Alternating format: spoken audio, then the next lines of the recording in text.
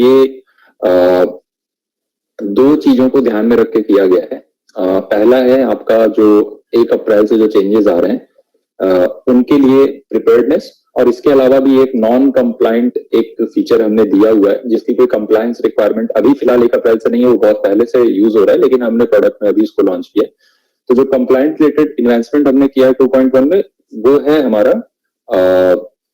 एक तो audit trail का फीचर, और दूसरा है हमारा ई इनवॉइसिंग के रिलेटेड चीजें। ठीक है, तो ये दो चीजें हैं जो कंप्लायंस से जुड़ी है। दूसरा एक डिजिटल सिग्नेचर भी हमने इसमें ऐड किया है। जी-टैली के अंदर आप डिजिटल सिग्नेचर भी यूज कर सकते हैं, लेकिन that is a separate part, तो हम आज उसको कवर नहीं कर रहे हैं। आज हम अपना हमारा जो स्कोप है वो हम सिर्फ ऑडिट ट्रेल और ई इनवॉइस तक रखेंगे।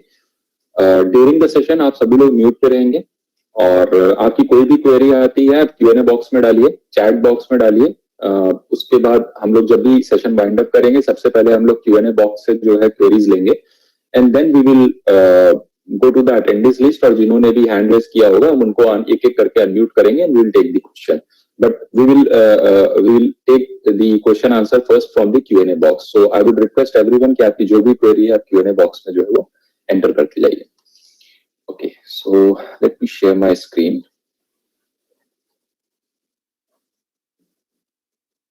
Okay. So today's agenda is very clear. First we'll cover the e-invoicing part, and the second we'll cover the audit trail.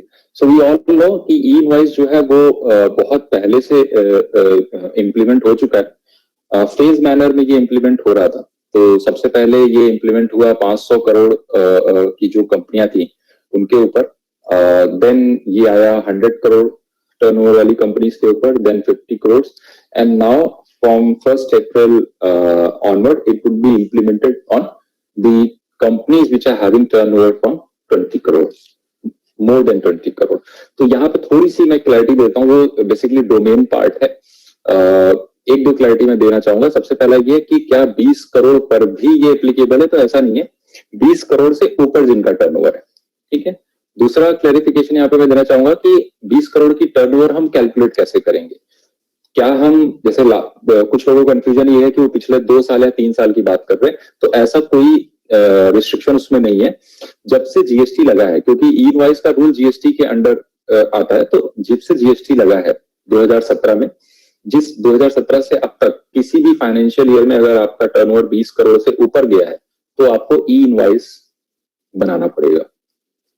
अब बात आती है तीसरे क्लैरिफिकेशन की, वो ये है कि क्या 2017 फाइनेंशियल ईयर जो है वो 2017 का जो फाइनेंशियल ईयर है वो हम पूरा लेंगे, तो 2017 का फाइनेंशियल ईयर पूरा नहीं लिया जाएगा। 2017 के बाद जो जीएसटी के अंदर जो पोर्शन है 2017-18 फाइनेंशियल ईयर का, आप सिर्फ उतने के हिसाब से 17 और 18 की फाइनेंशियल ईयर आप लेंगे। पूरा अप्रैल से लेकर मार्च तक, मतलब अप्रैल 2017 से मार्च 2018 तक जो है आप उसको नहीं देखेंगे। तो इस तरीके से जो है आपको इस टर्नओवर को कैलकुलेशन करना है। चौथा क्लैरिफिकेशन ये है कि ये टर्नओवर जो है वो एग्रीगेट टर्नओवर है। तो एग्रीगेट टर्नओवर की जो डिफिनेशन जीएसटी एक्ट में है वो ये है कि पैन बेस्ड टर्नओवर की कैलकुलेशन की बात करी गई है ना। यानी कि अगर आपके एक पैन पे मल्टीपल जीएसटी नंबर्स हैं डिफरेंट डिफरेंट स्टेट्स में, तो उन सभी जगह पे जो आपकी टोटल टर्नओवर आ रही होगी different different GST under same pan, तो वो पूरा जोड़ के आपकी 20 करोड़ की जो डिफिनेशन है वो तैयार होती है। तो ये 4 क्लैरिफिकेशन है जो मैं देना चाह रहा था शुरू में। Now let's start with the practical part. So this the notification, एक उसका स्नैपशॉट यहाँ पे दिया है जो कि ये कहता है कि 1 अप्रैल 2022 से जो है जो टर्नओवर 50 करोड़ थी पहले, उसको घटा के हमने 20 करोड़ से ऊपर वालों के लिए ई इनवॉइस जो है वो मैंडेट कर दिया है। नाउ ई इनवॉइस बनाते टाइम आप किन किन डिटेल्स के साथ इस इनवॉइस को क्रिएट कर सकते हैं, तो बेसिक डिटेल जो एक इनवॉइस में होती है वही आपको चाहिए, और उन सबका एक डिजिटाइज फॉर्म या फिर एक पोर्टल पे उसकी रेप्लिका तैयार हो जाती है। पोर्टल रिस्पॉन्स में आपको एक नंबर देता है अलॉन्ग विथ क्यूआर कोड। जब आप अपना इनवॉइस की डिटेल अपलोड करते हैं पोर्टल के ऊपर, बेसिकली उसको हम आईआरपी कहते हैं, इनवॉइस रजिस्ट्रेशन पोर्टल। तो जब आप इनवॉइस रजिस्ट्रेशन पोर्टल के ऊपर अपना इनवॉइस की डिटेल डालते हैं तो वो रिस्पॉन्स में आपको एक आईआरएन नंबर देता है जो कि 64 कैरेक्टर का होता है। आप यहाँ पे देख सकते हैं 64 कैरेक्टर का ये नंबर होता है आईआरएन नंबर, जो कि यूनिक होता है हर इनवॉइस के लिए। इसके साथ में इसका क्यूआर कोड भी होता है। तो ये बेसिक चीजें हम प्रोडक्ट से क्रिएट करेंगे। अब ई इनवॉइसिंग के लिए प्रिपेयर्डनेस क्या क्या चाहिए, तो बहुत ही क्लियर है कि सबसे पहले तो आप अपने जीएसटीएन नंबर को एंटर करके पोर्टल पे जाके चेक कर सकते हैं कि क्या ई इनवॉइस आपके ऊपर एप्लीकेबल है या नहीं एप्लीकेबल है। तो क्योंकि ये कोई जैसे जीएसटी के रजिस्ट्रेशन की जो लिमिट है, अगर कोई कंपनी चाहे कि अगर वो उस थ्रेशोल्ड से नीचे भी है तो भी वो वॉलंटरी रजिस्टर कर सकती है जीएसटी में, ठीक है। लेकिन ई इनवॉइस के साथ ऐसा नहीं है। ई इनवॉइस अगर आपका टर्नओवर पिछले किसी भी फाइनेंशियल ईयर में जो अभी डिफिनेशंस और जो कंडीशंस मैंने बताई उसके हिसाब से अगर किसी भी पुराने जीएसटी एरा के अंदर जो प्रीवियस फाइनेंशियल ईयर है उसमें आपका टर्नओवर 20 करोड़ के ऊपर नहीं गया है तो आप ई इनवॉइस वॉलंटरली ऑप्ट नहीं कर सकते, ठीक है। आपको पोर्टल पे ई इनवॉइस बनाने का ऑप्शन नहीं आएगा। तो इसलिए अगर आपका टर्नओवर पिछले फाइनेंशियल ईयर्स में 20 करोड़ नहीं हुआ है तो आपको नहीं बनाने की जरूरत है। दूसरा कुछ कंफ्यूजन एक यहाँ पर ये भी होती है कि मान लीजिए मेरा 26 तारीख को 26 मार्च 2022 यानी कि इस 21-22 फाइनेंशियल ईयर में अगर मेरा टर्नओवर 20 करोड़ के ऊपर चला जाता तो मुझे क्या करना है, तो भी आपको ई इनवॉइस 1 अप्रैल से ही बनाना है। आपको बचे हुए 5 दिन के अंदर कोई इनवॉइस बनाने की जरूरत नहीं है क्योंकि ये जो नोटिफिकेशन है वो 1 अप्रैल से आपको फैसिलिटेट कर रहा है, 1 अप्रैल से आपको मैंडेट कर रहा है, उससे पहले आपको कुछ भी इनवॉइस बनाने की जरूरत नहीं है। तो सबसे पहले तो अपना जीएसटी नंबर एंटर करके पोर्टल पे देख सकते हैं कि आप एलिजिबल हैं या नहीं है। उसके बाद आप अपना ई इनवॉइस का रजिस्ट्रेशन कीजिए, ई इनवॉइस के बाद ई इनवॉइस इनेबलमेंट कीजिए, देन पोर्टल लॉगिन कीजिए। पोर्टल लॉगिन करने के बाद आपको वहां पर एक एपीआई यूजर क्रिएट करना होता है। एपीआई यूजर क्रिएट करने की जरूरत क्यों होती है, क्या इसके बिना ई इनवॉइस नहीं बन सकता, इसको भी क्लियर कर देता हूँ। अगर आप ये चाहते हैं कि आप हर इनवॉइस को पोर्टल पर बनाएं, यानी कि आप पोर्टल पे जाएंगे और पोर्टल पे ही सारी डिटेल फिल करके और आप जो है ई इनवॉइस क्रिएट करेंगे, तो उसके लिए आपको एपीआई यूजर, ये जो 4th स्टेप लिखा हुआ है, ये आपको करने की जरूरत नहीं पड़ेगी। आप पोर्टल लॉगिन कीजिए, पोर्टल ई इनवॉइस का पोर्टल लॉगिन कीजिए, वहां पे आप अपना डिटेल डालिए जैसे आप नॉर्मल इनवॉइस की डिटेल डालते हैं और आप वहां पर ई इनवॉइस बना सकते हैं। लेकिन ये उतना कन्वीनियंट नहीं है क्योंकि ई इनवॉइस का पोर्टल वो ई इनवॉइस की कंप्लायंस तो पूरी कर देगा, अलग कंपनी की कंप्लायंस होती हैं, रिक्वायरमेंट्स होती है, एमआईएस चाहिए होता है, रिटर्न प्रिपरेशन होता है, वो सारा काम नहीं होगा। तो definitely okay, attendee size is full actually, fine,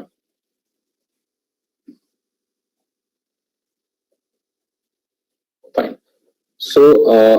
So उस केस में आपको जरूरत होगी एक ऐसे सॉफ्टवेयर की जो आपको मदद करे कि आप फ्रॉम द प्रोडक्ट डायरेक्टली जो है आप इस ई इनवॉइस को जो है बना सके अपने प्रोडक्ट से। तो उसके लिए आपको एपीआई रजिस्ट्रेशन की जरूरत पड़ेगी।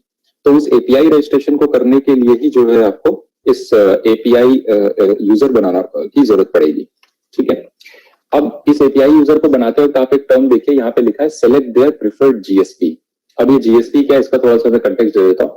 जीएसटी का जब कॉन्सेप्ट आया था तो उस वक्त कुछ जीएसटीएन ने, जीएसटी नेटवर्क जो एक ऑर्गेनाइजेशन है, उसने जो है कुछ कंपनीज आइडेंटिफाई करी थी, सेलेक्ट करी थी बेसिकली, जिसको उसने कहा जीएसपी। जीएसपी का फुल फॉर्म है जीएसटी सुविधा प्रोवाइडर। तो उनका बेसिकली काम ये था कि कोई भी सॉफ्टवेयर, कोई भी थर्ड पार्टी सॉफ्टवेयर जो जिस जीएसटी का रिटर्न पोर्टल हो, चाहे जीएसटी का ई पोर्टल हो, चाहे जीएसटी का जो है ई इनवॉइस का पोर्टल हो, किसी भी तरह के पोर्टल से अगर वो सॉफ्टवेयर सिंक करना चाहता है, कनेक्शन इस्टेब्लिश करना चाहता है, कम्युनिकेशन इस्टेब्लिश करना चाहता है, तो वो डायरेक्ट नहीं कर पाएगा। उसके लिए जीएसपी अपॉइंट करे गए थे जिनका काम ये था कि वो एक सिक्योर ब्रिज प्रोवाइड कर सके, ठीक है। मतलब कि वो इस्टेब्लिश करेंगे कि ये जो सॉफ्टवेयर है वो सिक्योरली इस पोर्टल को एक्सेस कर पा रहा है, यानी कि वो एक ऑथराइज इंटरमीडिएटरी था, ठीक है। तो ये चीजें आपको उस पोर्टल पे जाके करनी पड़ेंगी। बहुत सिंपल प्रोसेस है। After this session I will make sure कि आपको वो वीडियोस भी आपके रजिस्ट्रेशन लिंक पे मिल जाए, या आप टैली के यूट्यूब चैनल पे भी जाके आप देख सकते हैं, वहां पर भी आपको इसका एक गाइड मिल जाएगा कि किस तरह से आप अपना एपीआई यूजर क्रिएट कर सकते हैं। So role of GST I have already explain कि क्या है जीएसटी का रोल। और ये मैं क्यों बता रहा हूँ, वो इसलिए बता रहा हूँ क्योंकि जो कंपनी ने लिस्ट, जीएसटीएन ने जो लिस्ट फाइनल की थी जीएसटी की, उसके अंदर टैली भी एक जीएसटी है, यानी कि एक जीएसटी सुविधा प्रोवाइडर है। एंड दैट इज वाई हम ई इनवॉइस को विद इन द प्रोडक्ट आपको प्रोवाइड करा रहे हैं, यानी कि किसी भी तरह की ई इनवॉइस रिलेटेड कंप्लायंस के लिए, चाहे वो क्रिएशन हो, चाहे वो कैंसिलेशन हो या डिफरेंट डिफरेंट वर्क्स हो, उसके लिए आपको पोर्टल पे जाने की जरूरत नहीं पड़ेगी। आप विद इन द प्रोडक्ट ये सारे काम कर पाएंगे। और ये पॉसिबल इसलिए हो पा रहा है क्योंकि टैली जो है वो एक वन ऑफ जीएसपी है, ऑथराइज जीएसपी है, जिसे गवर्नमेंट ने जो है ऑथराइज किया हुआ है, सॉरी नॉट गवर्नमेंट, जिसे जीएसटीएन ने जो है वो ऑथराइज किया है, सेलेक्ट किया है। इसके अलावा और भी कंपनियां हैं, उसकी पूरी लिस्ट जीएसटीएन की वेबसाइट पे आप देख सकते हैं, वहां पे आपको मिल जाएगी। अब किस किस तरह के डॉक्यूमेंट्स के लिए हमें ई इनवॉइस बनाना होता है, तो सबसे पहले B2B और B2G, यानी कि हम बिजनेस टू बिजनेस अगर कोई ट्रांजेक्शन कर रहे हैं और बिजनेस टू गवर्नमेंट अगर कोई मूवमेंट ट्रांजेक्शन कर रहे हैं, तो उस केस में हमें जरूरत पड़ती है। एक्सपोर्ट इनवॉइसेस के लिए इसे बनाया जाता है। दूसरा रिवर्स चार्ज इनवॉइसेस के लिए, along with that credit note and debit notes के लिए। तो ये बेसिकली डॉक्यूमेंट है जो रिपोर्ट करना होता है।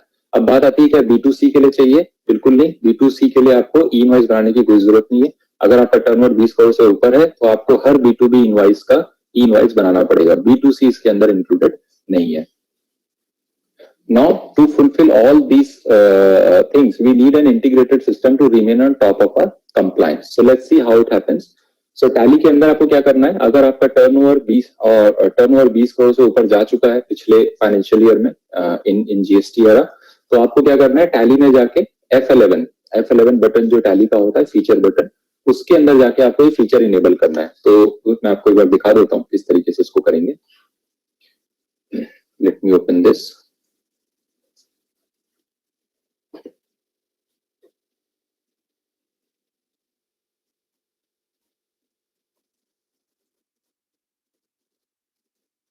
Okay, so I am in this company. ठीक है, तो आपको अपनी कंपनी में F11 बटन से, और आप यहाँ पर देखेंगे आपको जीएसटी का ऑप्शन आ रहा है, और इस जीएसटी के ऑप्शन में यहाँ पर आपको ऑप्शन दिया है ई इनवॉइस एप्लीकेबल। ये एक्चुअली डमी डेटा है, तो हमने जीएसटीएन वगैरह डमी ही भरे हुए हैं। तो जी ई इनवॉइस एप्लीकेबल, इसको आप यस कर लेंगे। किस डेट से एप्लीकेबल हो रहा है वो आप यहाँ मेंशन कर देंगे, तो आपके केस में ये 1 अप्रैल 2022 हो जाएगा। बाकी आपका जो प्रिंसिपल प्लेस है जहां से आप बिलिंग करोगे, आप वो डाल सकते हो यहाँ पे। इसके साथ अगर आपको आपके बिजनेस में ई इनवॉइस के साथ ई वे बिल भी बनता है। ई वे बिल हम सबको पता है कि अगर 50,000 से ऊपर की कोई मूवमेंट हो रही है तो उसके लिए हमें जो है गुड्स की कोई मूवमेंट हो रही है तो उसके लिए हमें ई वे बनाना पड़ता है। तो अगर वो भी आपके बिजनेस में बन रहा है, एप्लीकेबल है, तो आप उसको यहाँ पर भी यस कर सकते हैं। इसको आप फिर सेव कर लेंगे। सेव करने के बाद अब हम एक सिनेरियो लेते हैं कि मान लीजिए हमें कोई एक ई इनवॉइस जनरेट करना है। ठीक है, तो क्योंकि अभी हम किसी का लाइव पोर्टल नहीं एक्सेस कर रहे हैं, तो हम आपको यहाँ पे एक वीडियो के थ्रू दिखा रहे हैं। वीडियो बहुत ही सेल्फ एक्सप्लेनेटरी है, आप उसको देखेंगे वो समझेंगे कि कितना इजी वे से टैली से जो है डायरेक्ट इनवॉइस क्रिएट किया जा सकता है। So let's go through this video. So अभी हम जो देख रहे हैं वो एक एक इनवॉइस का जनरेट करने के लिए देख रहे हैं, बाद में हम देखेंगे बल्क में कैसे जनरेट हो सकता है। So here we are recording a particular invoice। जैसे हम रिकॉर्ड करते हैं वैसे ही हम इसको रिकॉर्ड कर रहे हैं, कुछ भी एडिशनल इसमें नहीं हो रहा है। So we selected the stock item।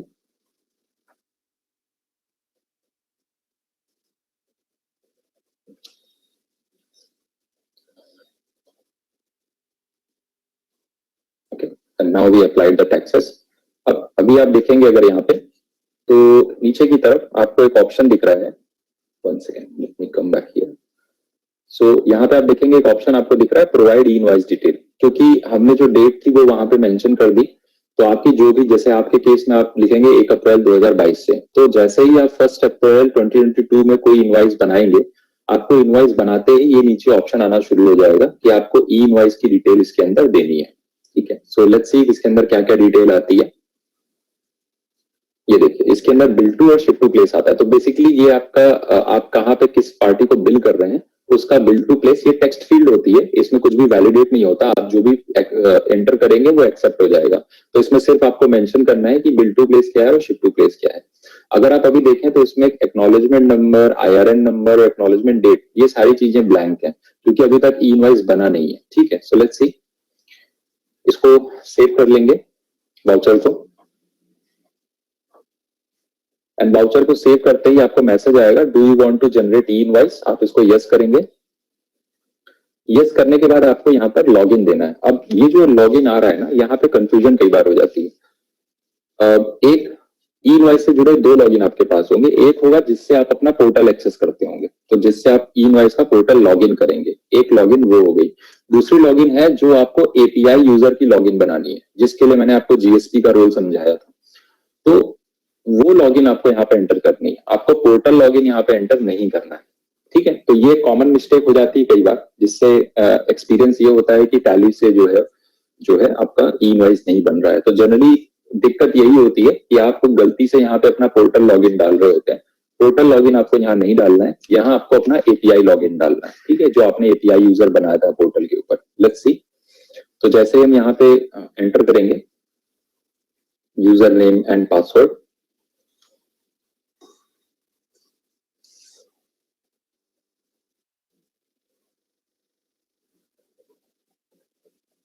ठीक है, अब आप देखेंगे कि ऑटोमेटिकली ई इनवॉइस जो है वो जनरेट हो गया। यानी कि इनवॉइस हमने पोस्ट करी, एंटर किया, सेव करते वक्त पासवर्ड एंटर किया, और एंटर करने के बाद जैसे ही अगर सब कुछ क्रेडेंशियल्स अगर सही है, यूजर आईडी सही है, पासवर्ड सही है, तो ऑटोमेटिकली यहाँ पे मैसेज आ गया कि आपका ई इनवॉइस जो है वो जनरेट हो गया है। ठीक है, now let's see, E invoice अगर जनरेट हुआ है तो आईआरएन नंबर, एक्नॉलेजमेंट नंबर, ये सब उसके अंदर आ जाना चाहिए। तो now let's see the preview of it. तो ये हमारा इनवॉइस का प्रीव्यू आ गया। अब इस इनवॉइस के अंदर आप देखेंगे तो हमारे पास क्यूआर कोड भी आ रहा है, ये आईआरएन नंबर भी आ रहा है, एक्नॉलेजमेंट नंबर और डेट भी आ रहा है। यही अगर हम थोड़ा सा पीछे जाए वीडियो में तो आप देखेंगे यहाँ पे ये सारी चीजें खाली आ रही थी। ठीक है, यानी कि ये सारी चीजें ऑटोमेटिक वाउचर के अंदर फिल हो जाएंगी। तो that's how we can save our time, और वाउचर पोस्ट करते ही डायरेक्टली हम जो है उसका ई इनवॉइस भी हम प्रोडक्ट से बना सकते हैं। तो ये तो था एक एक करके ई इनवॉइस बनाना। ठीक है, तो मान लीजिए आपने एक इनवॉइस पोस्ट किया, फिर तुरंत आपने उसका इनवॉइस बना लिया, फिर आपने दूसरा इनवॉइस पोस्ट किया, फिर तुरंत उसका इनवॉइस बना लिया। कई बार ऐसा होता है कि ये प्रोसेस थोड़ा लोगों को कन्वीनियंट नहीं लगता, वो चाहते हैं कि ठीक है कुछ ऐसा मेथड हो जिससे हम बल्क में जनरेट कर सकें, यानी कि हमने 10-20 इनवॉइस बना ली, उसके बाद हमने एक साथ सबका इनवॉइस अपलोड कर दिया और इनवॉइस हमारा बन के आ गया। तो that process is also available in the Tally Prime 2.1. So let's see how the bulk generation of e-invoice can be done. So let's see through the video. So bulk upload के लिए हमें क्या करना है, जब भी हम इनवॉइस बनाते हैं, मैं इस वीडियो में थोड़ा सा कंटेक्स्ट सेट कर देता हूँ।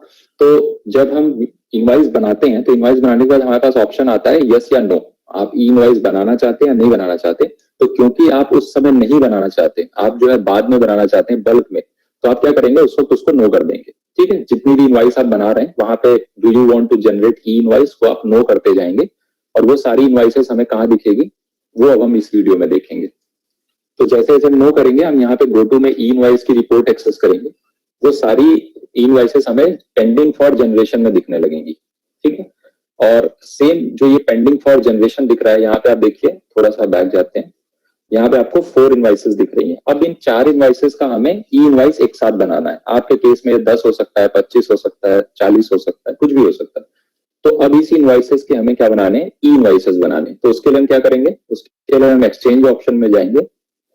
एक्सचेंज ऑप्शन में सेंड फॉर इनवॉइसिंग का ऑप्शन आ रहा है। जैसे आप इस पर क्लिक करेंगे, आप देखेंगे कि वही 4 इनवॉइसेस यहाँ पर भी आपको दिख रही है। ठीक है, ये भी लिखा है सेम, पेंडिंग फॉर जनरेशन। तो अब ये जो 4 इनवॉइसेस हैं, आप इनको एक बार में सारे बनाना चाहते हैं, तो आपको क्या करना है, सिर्फ यहाँ पे सेंड बटन पे क्लिक कर देना है, और सेंड बटन पे क्लिक करते ही ये चारों इनवॉइसेस प्रोसेस हो जाएंगी आपकी ई इनवॉइस बनने के लिए।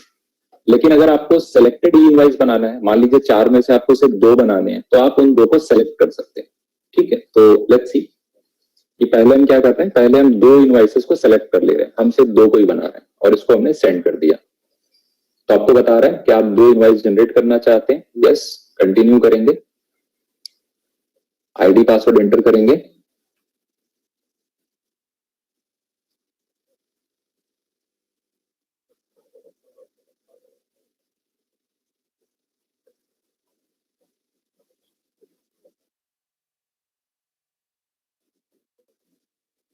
और ये आईडी पासवर्ड एंटर करने के बाद ये ऑटोमेटिकली जो है आपका दोनों ई इनवॉइसेस जनरेट हो जाएंगी। ठीक है, यहाँ पे आपको दिखा रहा है कि आपकी 2 इनवॉइसेस जो है वो जनरेट हो चुकी है। ठीक है, अब बाकी बची 2 है। अगर मान लीजिए आपको उनको भी जनरेट करना है, क्योंकि जैसे ही आप ये 2 बनाएंगे तो पेंडिंग में से 2 हट गई, अब सिर्फ 2 बची हुई है, तो आप नॉर्मल सेंड कर दीजिए, वो ऑटोमेटिकली जितनी भी होंगी सारी उठा के उनका इनवॉइस बना देगा।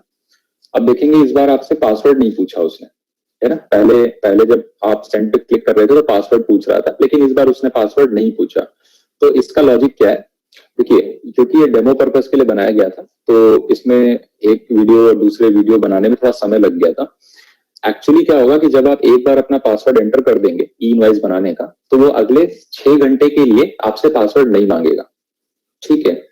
लेकिन उसकी भी कंडीशन है, कंडीशन ये है कि आपका टैली जो है वो 6 घंटे कंटिन्यूस चलते रहना चाहिए। अगर बीच में आप टैली बंद करते हैं तो दोबारा आपको फिर पासवर्ड एंटर करना पड़ेगा। तो ये जो वीडियो है थोड़ा टाइम ड्यूरेशन पे बनी थी, बार बार, क्योंकि ये सैंड बॉक्स पे बनी हुई है तो वहां पे चीज इंप्लीमेंट नहीं करी गई थी। लेकिन जो एक्चुअल आपको एक्सपीरियंस मिलेगा वो मिलेगा कि जब आप एक बार पासवर्ड एंटर करेंगे तो आपको फिर अगले 6 आवर्स तक आपको पासवर्ड एंटर करने की जरूरत नहीं पड़ेगी। आप सिर्फ क्लिक करेंगे और वो पासवर्ड जो आपने दिया था उसी को यूज करके आपका इनवॉइस बन जाएगा। Okay, so let's move forward. अब आप देखेंगे यहाँ पे कुछ भी पेंडिंग नहीं है, और जो 4 इनवॉइसेस अभी तक हमें पेंडिंग में दिख रही थी वो हमें दिख रही है आईआरएन जनरेटेड के अंदर। यानी कि ये सारी की सारी इनवॉइस जो है वो जो पहले पेंडिंग में थी वो सारी की सारी जनरेटेड की बकेट में आ गई, यानी कि वो सारी इनवॉइस जो है वो जनरेट हो गई है, ठीक है। सो डिटेल देखनी है अगर आपको तो यहीं पे एंटर करके आप इसकी डिटेल भी देख सकते हैं, और डिटेल आपको देखना है तो यहीं पे आप इसको एक्सपेंड करके हर इनवॉइस का डिटेल भी आपको यहाँ पे दिख जाएगा कि क्या आयरन है, क्या सप्लायर जीएसटीएन है, कब जनरेट हुआ है, ये सारी डिटेल जो है आपको यहाँ पर मिल जाएगी। आप बल्क में जनरेट करेंगे जरूर। आप देखिए ये हमने सारा बल्क में जनरेट किया था, लेकिन सबका ई आयरन नंबर जो है वो अलग अलग है ना। ऐसा नहीं है कि हम एक ही आयरन सबको मिल जाएगा, तो आयरन हर इनवॉइस का यूनिक होगा, चाहे आप बल्क में जनरेट करें चाहे एक एक करके जनरेट करें।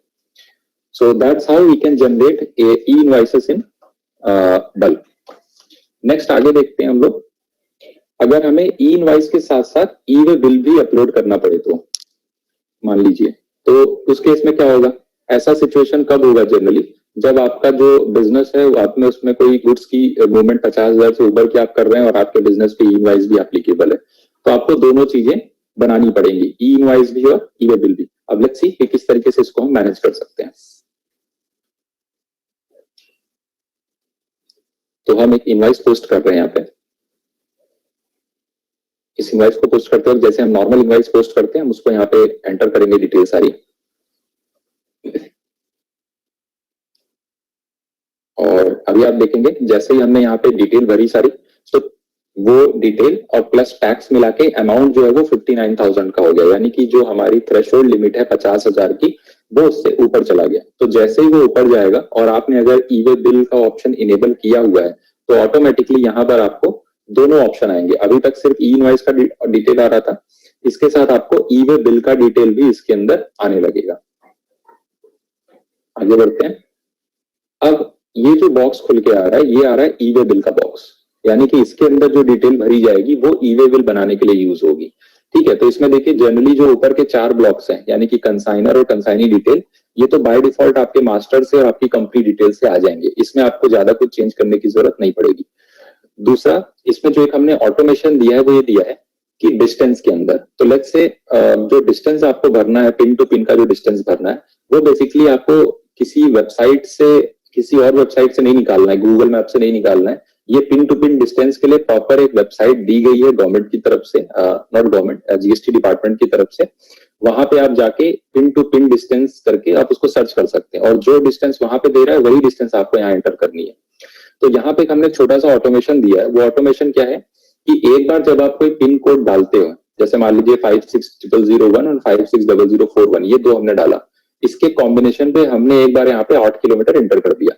नेक्स्ट टाइम आप जब भी ई इनवॉइस या वे बिल बनाओगे, लेट्स से आप वे बिल बनाओगे, उसके अंदर अगर दोबारा ये पिन कोड का कॉम्बिनेशन आता है तो ऑटोमेटिकली ये डिस्टेंस फिल हो जाएगा।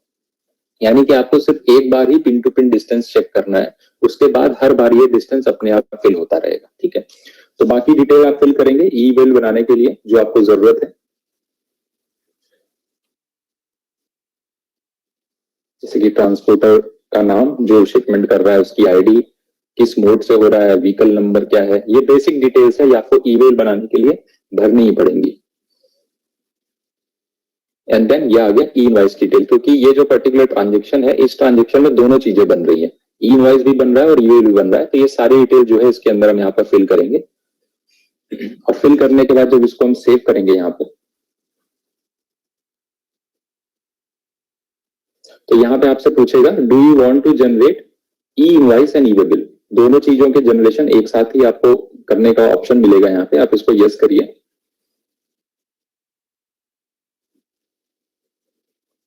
अब यहाँ पर आप देखेंगे ई इनवॉइस का लॉगिन आपको डालने के लिए कह रहा है, ठीक है।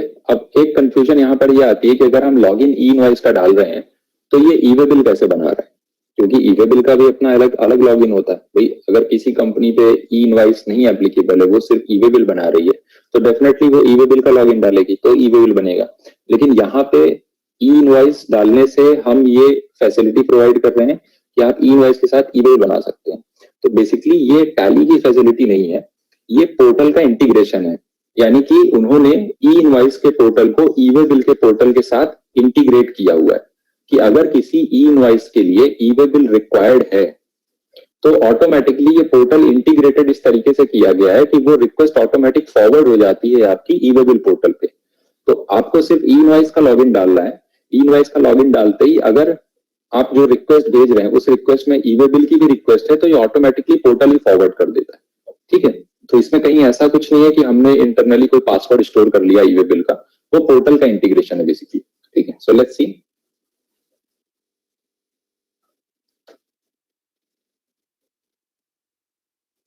तो यहाँ पे हमने आईडी पासवर्ड एंटर किया एंड देन जैसे ही आप इसको सेव करेंगे ये दोनों चीजें जो है वो एक साथ जनरेट हो जाएंगी। यहाँ पे मैसेज भी आ जाएगा कि ई इनवॉइस और ई वे बिल जनरेट हो गया है। नाउ लेट्स सी किस तरीके से ये दोनों चीजें हमें इनवॉइस में दिखेंगी। तो take a review of it. तो अभी प्रीव्यू में हम देख सकते हैं कि हमें जैसे पहले आईआरएन नंबर और ई इनवॉइस का कोड आ रहा था वो हमें यहाँ पर दिख रहा है। इसके साथ जब हम नेक्स्ट पेज पे जाएंगे, ये तो फर्स्ट पेज हो गया, नेक्स्ट पेज जो हम देखेंगे उसके अंदर हमें डिटेल्ड ई वे बिल भी मिल जाएगा।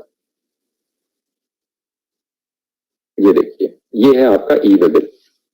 तो एक ही एफर्ट में, एक सिंगल एफर्ट में आपने दोनों चीजें विद इन द प्रोडक्ट आपने बना ली। तो ये आपका ई वे बिल का कोड है, क्यूआर कोड है, ये आपका ई वे बिल नंबर है और ये आपका आईआरएन है जो पहले भी था और अभी भी इस पे प्रिंट होके आया है। तो इस तरह से विद इन अ क्लिक अगर आपकी इनवॉइस में दोनों चीजें बननी है, ई वे बिल के साथ ई इनवॉइस भी बनना है, तो आप दोनों चीजों को एक साथ बना सकते हैं जिससे आपका टाइम भी बचेगा, मैनुअल इंटरवेंशन कम होगी, जिससे एरर के चांसेस भी रिड्यूस हो जाएंगे। तो इस तरीके से आप टैली से डायरेक्ट सिंगल इनवॉइस भी बना सकते हैं, बल्क भी बना सकते हैं, ई इनवॉइस के साथ आप ई वे भी बना सकते हैं। अब थोड़ा सा आगे बढ़ते हैं। तो जब हमने प्रीवियसली इस बॉक्स को देखा था, जब ने ई इनवॉइस और ई वे बिल नहीं बनाया था, तब ऊपर ये दोनों ब्लॉक्स जो है वो खाली थे। अब आप देखेंगे जब ई वे बिल जनरेट हो गया तो ऑटोमेटिकली ये ई वे बिल फिल हो गया है। मैं थोड़ा सा पीछे जाके आपको दिखाता हूँ। ये देखिए जब हम इस डिटेल को भर रहे थे तो उस वक्त ये ई वे बिल नंबर और डेट खाली था, लेकिन जब एक बार हमने ई वे बिल बना दिया तब आप देखेंगे तो ये डिटेल यहाँ पे ऑटोमेटिकली क्या हो गई है, फिल हो गई है। इसी तरीके से ई इनवॉइस की डिटेल भी इसके अंदर ऑटोमेटिक फिल हो जाएगी। जैसे हम आगे बढ़ेंगे, ये देखिए यहाँ पर भी आईआरएन नंबर, एक्नॉलेजमेंट डेट, ये सब जो है ऑटोमेटिक इसके अंदर फिल हो गया। तो आपको कुछ भी मैनुअली फिल करने की जरूरत नहीं है। तो डबल बेनिफिट आपको मिल रहा है, एक तो विद इन द प्रोडक्ट बन भी गया और साथ में वो सारी चीजें इसके अंदर फिल होके आ गई। तो एरर के कोई चांसेस नहीं है। आप कल को कुछ सर्च करते हैं आईआरएन नंबर से या एक्नॉलेजमेंट नंबर से तो आपको एज इट इज यहाँ पे मिल जाएगा सेम ऑर्डर।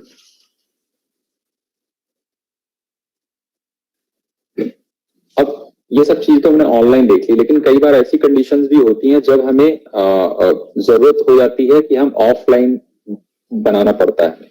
ऐसी कंडीशन कब होती है? ऐसी कंडीशन तब हो सकती है कि जब जब आपको आप टैली से जो है ईमेल ई इनवॉइस बना रहे हैं लेकिन ऐसा कुछ जनरेशन हो नहीं रहा, कुछ एरर आ रही है या कोई भी एक्सवाइजेड कंडीशन हो सकती है। तो उस केस में हमने एक प्रोसेस रखा है जिसके थ्रू आप ऑफलाइन भी ई इनवॉइस बना सकते हैं। तो उसके लिए आपको क्या करना होगा? उसके लिए आपको जो भी आपने ई इनवॉइस अभी तक बनाने के लिए टैली में ट्रांजेक्शन पोस्ट कर दिया है, आप एक्सचेंज ऑप्शन में जाएंगे। एक्सचेंज में सेंड फॉर ई इनवॉइस का ऑप्शन आ रहा है, इस पे जाएंगे और यहाँ पर देखेंगे ये सारी देखिए पेंडिंग के लिए आ रही है। इन सबका ई इनवॉइस हमें क्या करना है? क्रिएट करना है।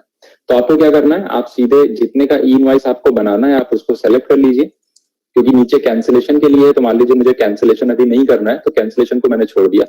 और फिर सेंड करने पे क्या होता है? डायरेक्ट ऑनलाइन बनता है, लेकिन एक कंडीशन लेते हैं, एक सिचुएशन लेते हैं कि ऑनलाइन नहीं बन रहा है। तो आपका काम रोकने की जरूरत नहीं है। आपको क्या करना है, आपको सिर्फ यहाँ से ऑफलाइन एक्सपोर्ट पे क्लिक करना है। जैसे ही आप ऑफलाइन एक्सपोर्ट पे क्लिक करेंगे, ये सारे के सारे ट्रांजेक्शन आपके जेसन फाइल में आ जाएंगे, और वो जेसन फाइल आप इनवॉइस पोर्टल, जो ई इनवॉइस का पोर्टल है, उसके ऊपर आप जाके आप अपलोड कर देंगे और आपका ई इनवॉइस जो है वो क्रिएट हो जाएगा। तो ऑनलाइन हो या ऑफलाइन हो, दोनों में ही आपका काम चलता रहेगा। आपको अपना काम रोकने की जरूरत नहीं पड़ेगी। आपका इनवॉइस चाहे आप ऑनलाइन बना सकते हैं, अगर नहीं है कोई कंडीशन ऐसी है जिसमें आप नहीं बना पा रहे हैं, तो आप जेसन फाइल के थ्रू ऑफलाइन मोड पे भी जाके इसको क्रिएट कर सकते हैं। नेक्स्ट है कि हम हर ई इनवॉइस का स्टेटस कैसे जाने। जहां पे बहुत ज्यादा इनवॉइसेस बन रही हैं, तो वहां पे कई बार ऐसी दिक्कत होती है कि स्टेटस कैसे पता चलेगा। तो उसके लिए हमने ई इनवॉइस की रिपोर्ट दी है, जिसको आप गो टू बटन से जाके एक्सेस कर सकते हैं। आप देखेंगे यहाँ बहुत ही डिटेल्ड रिपोर्ट आपको दिख रही है। जैसे कि सबसे पहले ऐसे ट्रांजेक्शन जिनमें कुछ मिस्टेक्स है, क्या मिस्टेक है वो भी आपको यहाँ से पता चल जाएगा। ठीक है, कि आपका जो जैसे यहाँ पे दिखा भी रहा है कि नेचर ऑफ ट्रांजेक्शन और place of supply, place of country का मिसमैच है। साथ में टैक्स अमाउंट की दिक्कत है, इस वजह से ई इनवॉइस नहीं बन रहा है। तो कैलकुलेशन के हिसाब से इतना टैक्स होना चाहिए, लेकिन ट्रांजेक्शन में टैक्स लगा ही नहीं है। तो इस तरह की जो छोटी मोटी क्लरिकल मिस्टेक्स होंगी वो आपको यहाँ पर पता चल जाएंगी। इसके अलावा कोई इंफॉर्मेशन मिसिंग है या इनवैलिड है, वो आप यहाँ से पता कर सकते हैं। जैसे कि HSN डिटेल नहीं है, वो आपको बता देगा। तो इस तरह की कोई भी एरर है तो वो पहले ही फिल्टर हो जाएगी, ताकि जनरेशन के टाइम पे एरर आए और फिर आप उसको अपलोड करें तो इस तरह की दिक्कत आपको ना मिले। देन अगर कोई इनवॉइस रिजेक्ट हो गया है, आपका पोर्टल ने रिजेक्ट कर दिया, आपने रिक्वेस्ट भेजा टैली से, उसने रिजेक्ट कर दिया, आप कंफ्यूज रहोगे कि भाई क्यों रिजेक्ट हुआ। तो ये क्या करेगा, टैली आपको यहाँ पे पूरी रीजन के साथ दिखाता है कि ये क्यों रिजेक्ट हुआ था, पोर्टल ने क्यों रिजेक्ट किया कि इसका इनवॉइस नहीं बन सकता। तो यहाँ पे दिखा रहा है कि HSN कोड जो हमने इस ट्रांजेक्शन में डाला है 7291, वो इनवैलिड है। तो हम क्या करेंगे, डायरेक्टली उस HSN को चेक करेंगे और उसको करेक्ट कर लेंगे और दोबारा हम इसका इनवॉइस बना लेंगे। देन कितने इनवॉइस है जो पेंडिंग है अभी बनाने के लिए और कैंसिलेशन के लिए, दोनों दिख रहा है यहाँ पे। पेंडिंग जनरेशन फॉर पेंडिंग और पेंडिंग फॉर कैंसिलेशन, ये यहाँ पे जो है दोनों दिख जाएंगे। साथ में कितने हमने ऑफलाइन एक्सपोर्ट किए थे, जो मैंने अभी आपको जेसन एक्सपोर्ट बताया, वो यहाँ पे दिख जाएगा कितने हमने ऑफलाइन एक्सपोर्ट किए थे। देन एक सबसे अच्छी चीज जो इसमें ये कि अगर मान लीजिए आप एक मल्टी यूजर इन्वायरमेंट में काम कर रहे हैं और वहां पर आपने तो इनवॉइस बना दिया और बाद में किसी वजह से उसमें कुछ मॉडिफिकेशन हो गया, इंटेंशनली या अनइंटेंशनली, तो वो ट्रांजेक्शन आपको यहाँ पे दिख जाएंगे कि जो वाउचर जब उसका QR जनरेट हुआ और IRN जनरेट हुआ, तो उसके बाद उसमें कुछ चेंजेस हो गए। तो आप सीधे एंटर करेंगे इसको और आपको बता देगा कि ये मॉडिफाई हुआ है वाउचर। ठीक है, अब क्या मॉडिफाई हुआ है वो फर्दर एनालिसिस का पार्ट है, इंस्पेक्ट आप करोगे आगे जाके। ठीक है, कि भाई ये वाउचर नंबर निकाल के आप एक बार सारी फिगर्स चेक करेंगे, लेकिन आपको यहाँ पे एक अलार्म जरूर मिल रहा है कि जिसमें आपको पता चल रहा है कि ऐसी चीज हुई है जो नहीं होनी चाहिए थी। देन ऐसे कितने IRN है जो बिना QR कोड के अपडेट हुए। अब आप सोचेंगे ऐसा कैसे हो सकता है, सब तो टैली से ही बन रहा है। लेकिन ऐसा भी हो सकता है कि मान लीजिए आप जो है आपने जो है IRN किसी पोर्टल पे बना दिया जाके, या किसी एक्स सॉफ्टवेयर से जाके बना दिया, किसी अदर सॉफ्टवेयर से बना दिया, और ट्रांजेक्शन आपने टैली में रिपोर्ट किया हुआ है। तो उस केस में क्या होगा कि आपने क्या किया, पोर्टल से IRN नंबर उठाया और IRN नंबर को उठा के टैली में अपडेट कर दिया, कॉपी पेस्ट कर दिया बेसिकली। तो उसमें IRN तो अपडेट हो गया, लेकिन QR कोड तो आएगा नहीं, क्योंकि QR कोड को तो कॉपी पेस्ट नहीं किया नहीं जा सकता। तो ऐसे केसेस के लिए आपको यहाँ पर दिखाता है कि ये दो ट्रांजेक्शन ऐसे हैं जिनमें IRN तो अपडेटेड है। अब IRN अपडेटेड का मतलब क्या है कि आपने यहाँ पर जाके यहाँ पे IRN एक्नॉलेजमेंट नंबर और डेट ये सब पोर्टल से कॉपी करके यहाँ पे आपने पेस्ट कर दिया, लेकिन यहाँ पे QR कोड तो आया नहीं। तो अगर आपको QR कोड भी लाना है तो उसके लिए आपको ऑप्शन दिया जाता है यहाँ पे गेट IRN इन्फो का। आप जैसे ही गेट IRN इन्फो पे क्लिक करेंगे, टैली क्या करेगा, पोर्टल से सारी डिटेल निकाल के और इसके अंदर रीफिल कर देगा, यानी कि सब कुछ रिफ्रेश करके एक जो डिटेल इसकी होगी अलॉन्ग विथ QR कोड वो इसमें अपडेट कर देगा।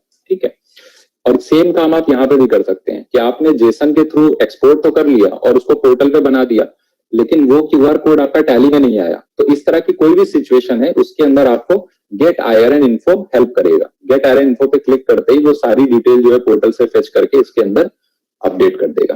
ठीक है, आगे बढ़ते हैं। तो ये ऑप्शन मैंने आपको गेट IRN का बताया, ये उसी के केसेस हैं बेसिकली। तो यहाँ पे आप देख भी सकते हैं इसको। तो गेट IRN इन्फो का जो मैं यूज केस बता रहा था, ये वही है सेम। तो लेट्स से हम अभी ई इनवॉइस की रिपोर्ट में जाके एक बार देखते हैं कि किस तरीके से प्रैक्टिकली काम करता है। ठीक है, तो यहाँ पे आप देखेंगे आयरन अपडेटेड मैनुअली लिखा हुआ है। ठीक है, so let's come to that. तो यानी कि ये वो आयरन है जो हमने मैनुअली अपडेट कर दिया। इसके अंदर हमने मैनुअली जाके कॉपी पेस्ट कर दिया या टाइप कर दिया। टाइप तो खैर नहीं कर पाएंगे बिकॉज 64 कैरेक्टर्स है, तो हमने पोर्टल से कॉपी किया और यहाँ पे लाके हमने पेस्ट कर दिया। अब यहाँ पे आप देखेंगे तो हमने क्या किया, जब आयरन अपडेटेड मैनुअली पे गए तो हमने फिर नीचे की तरफ गेट आयरन इन्फो पे क्लिक किया। यहाँ पे जैसे ही आप गेट आयरन इन्फो पे क्लिक करेंगे तो आपसे पूछेगा कि क्या आप इसकी इंफॉर्मेशन को अपडेट करना चाहते हैं। आप यूजर आईडी और पासवर्ड इसके अंदर डालिए जो आपका एपीआई लॉगिन है, और उस एपीआई लॉगिन के बेस पे ये सारी डिटेल जो है इस इनवाइस की वहां से उठा के और उसका क्यूआर कोड वगैरह सब कुछ इसके अंदर अपडेट कर देगा। ठीक है, डिटेल्स रिसीव हो गई है। अब आप चाहे तो इसको देख भी सकते हैं। तो ये iron generated from E invoice में आ गया, पहले मैनुअली में था, अब ये ई इनवाइस सिस्टम के अंडर आ गया। अब आप एंटर करके इसको इसका डिटेल भी देख सकते हैं कि आयरन वगैरह इसके अंदर आ गया, और अगर आप इसको प्रिंट करेंगे तो इसमें क्यूआर कोड भी आएगा। So let's see the preview. तो यहाँ पे क्या हो रहा है, अब आप देख सकते हैं क्यूआर कोड भी आपको दिख रहा है। तो कोई रिस्ट्रिक्शन नहीं है। आप सोचिए कि आप टैली से ही बना सकते हैं, टैली के बाहर जेसन से ही बना सकते हैं। जेसन पे बन गया तो पोर्टल से वो डिटेल अपडेट भी कर सकते हैं अपने टैली के अंदर। तो कहीं से भी आपका जो है कोई काम रुकने वाला नहीं है। और इतना ही नहीं, आप टैली से ही डायरेक्ट ई इनवॉइस को जो है कैंसिल भी कर सकते हैं। ठीक है, तो कैंसिलेशन कैसे करेंगे वो देखते हैं यहाँ पे। तो क्योंकि ई इनवॉइस में सबसे इंपॉर्टेंट चीज ये है कि कोई भी चीज मॉडिफाई नहीं हो सकती। आपने ई इनवॉइस एक बार बना दिया, आपका ई इनवॉइस में कुछ मिस्टेक हो गई तो आप उसको मॉडिफाई नहीं कर पाएंगे, आपको उसको कैंसिल ही करना पड़ेगा। और एक चीज और, मान लीजिए आपने, मैं टैली का एग्जांपल लेता हूँ, टैली में आपने sales voucher number 15 number sales voucher आपने यूज किया और उसका ई इनवॉइस बना दिया। अब आपको बाद में पता चला कि नहीं, ये इनवॉइस गलत हो गया है, तो अब आप उसको कैंसिल करेंगे पोर्टल पे। टैली में आप क्या करेंगे, पोर्टल पे कैंसिल करेंगे, मतलब टैली से ही आप कैंसिल कर सकते हैं, वो पोर्टल पे भी अपडेट हो जाएगा। फिर आपने क्या किया, टैली में 15 नंबर वाउचर ओपन किया और उसमें आपने कुछ चेंजेस किए और चेंजेस करके आपने फिर से उसका इनवॉइस बना दिया। तो ध्यान रखिएगा, इस केस में ई इनवॉइस नहीं बनेगा। क्यों? क्योंकि 15 नंबर का जो सेल्स इनवॉइस था वो ऑलरेडी वहां पे बुक हो गया और उसका ई इनवॉइस कैंसिल भी हो गया। अब आपको टैली में नया वाउचर पोस्ट करना पड़ेगा जो कि 16 नंबर वाउचर हो सकता है। तो 16 नंबर वाउचर पे आप दोबारा सही डिटेल डालेंगे और फिर आप ई इनवॉइस बनाएंगे। तो इस चीज का आपको ध्यान रखना पड़ेगा कि एक बार जो वाउचर यूज हो गया और अगर वो कैंसिल हो चुका है तो भी आप उसको दोबारा नहीं बना सकते, क्योंकि वो वाउचर नंबर वहां पे रिटेन करके रखता है कि इस वाउचर नंबर पे आपने या इस सेल्स इनवॉइस नंबर पे आपने जो है ये इनवॉइस बनाया था और आपने कैंसिल कर दिया। ठीक है, so let's come to the cancellation and then we will move to the audit trail. So invoice के अंदर जाएंगे और लेट्स से यहाँ पे हमने ये 2 इनवॉइसेस जनरेट करी है। इसमें से हम क्या करना चाह रहे हैं, इस इनवॉइस को कैंसिल करना चाह रहे हैं।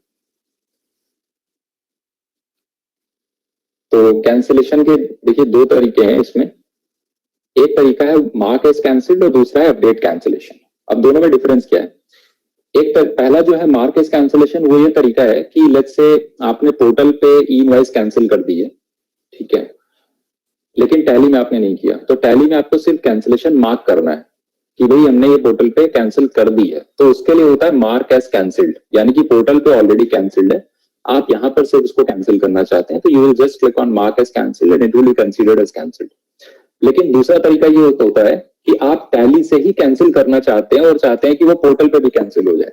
आपने भी पोर्टल पे कैंसिल नहीं किया है, लेकिन आप चाहते हैं कि टैली से ही हम कैंसिल करें और यहीं से कैंसिलेशन की रिक्वेस्ट पोर्टल पे चली जाए और वहां पे भी इनवॉइस कैंसिल हो जाए हमारा। तो उस केस में आप यूज करेंगे अपडेट कैंसिलेशन। ठीक है, सो लेट्स सी। सो पहले वाले को हमने क्या दिया, मार्क एज कैंसिल कर दिया तो वो कैंसिल हो गई। अब दूसरे वाले को हम करेंगे अपडेट कैंसिलेशन। तो यहाँ देखिए मार्क एज आयरन कैंसिल्ड आ गया। ठीक है, अब दूसरी इनवॉइस जो है,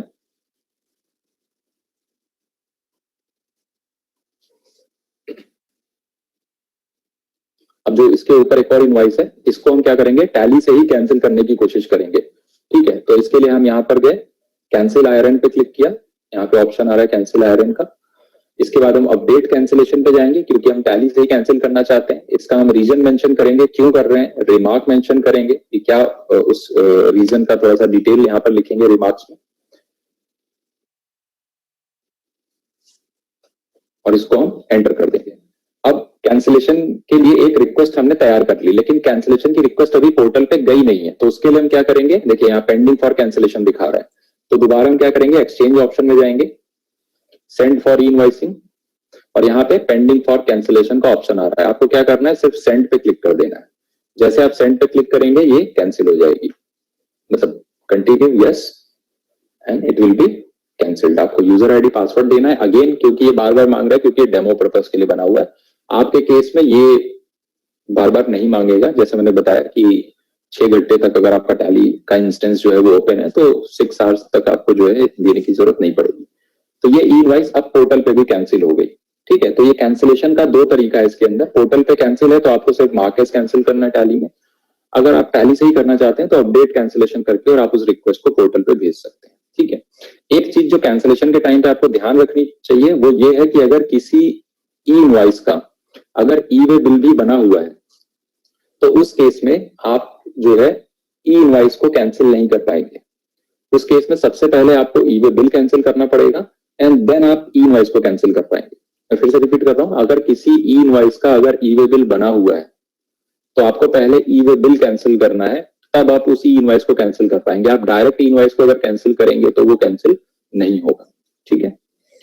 अब क्योंकि सारा कुछ ऑनलाइन हो रहा है तो कई बार ऐसी सिचुएशन आ सकती है कि टैली में कई बार आप इनवॉइस बनाओ और वो ना बने, और ऐसे में क्या होता है, कंफ्यूजन आती है दिमाग में कि भाई प्रॉब्लम किस तरफ है, प्रॉब्लम पोर्टल की है या प्रॉब्लम टैली सॉफ्टवेयर की है। तो इस प्रॉब्लम से निकलने के लिए हमने वेब पेज डिजाइन किया हुआ है विच इज status.tallysolutions.com। तो आप यहाँ पर जाके इसको देख सकते हैं, ये क्रोम पे मैंने ओपन किया हुआ है। सो URL है इसका status.tallysolutions.com। इस पे जाके आप जैसे एंटर करेंगे तो आपको यहाँ पे देखिए 2 तरह की सर्विसेज दिखा रहा है, एक टैली सर्विस और दूसरा third party services.